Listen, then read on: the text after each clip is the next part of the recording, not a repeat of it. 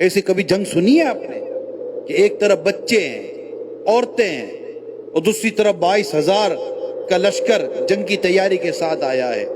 سوچئے کہ وہ کیسا منظر ہوگا، سامنے 22,000 کا، کبھی آپ تصور کریں، یہ چند ہزار بیٹھے ہیں، آپ اس تصور کریں 22,000 جہاں بیٹھ جائیں، وہ کتنا بڑا مطلب کہ ایریا کو گھیرے ہوئے ہوں گے، اور اس کے سامنے خیمے لگا کر اپنی عزت اور عفت کی حفاظت کرتے ہوئے، نانا کے دین پر پہرا دیتے ہوئے میرے آقا امام حسین کربلا کے میدان میں موجود ہیں۔ یہ بھی بتا دوں کہ یہ جو لوگ جمع ہوئے تھے نا، یہ بھی جانتے تھے کہ جن سے لڑائی ہے نا، یہ شیر خدا کا فرزند ہے، یہ ان کے فرزند ہے جن کی شجاعت کے ڈنکے آج تک بجتے ہیں۔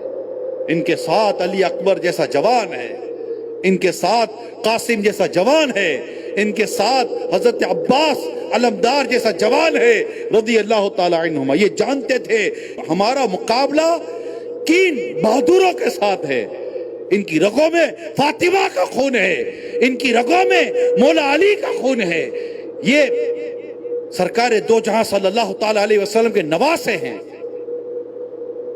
ان پر کن کا دست حمایت ہے یہ جانتے تھے۔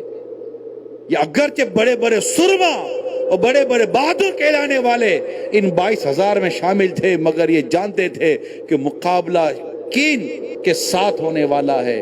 انہوں نے بامی مشورہ کر کے انہوں نے اس بات کو طے کیا کہ ان پر پانی بند کر دیا جائے، اگر یہ پانی پیتے رہے ہم پر بھاری پڑ جائیں گے۔ ان کا پانی بند کر دیا گیا آخر کا۔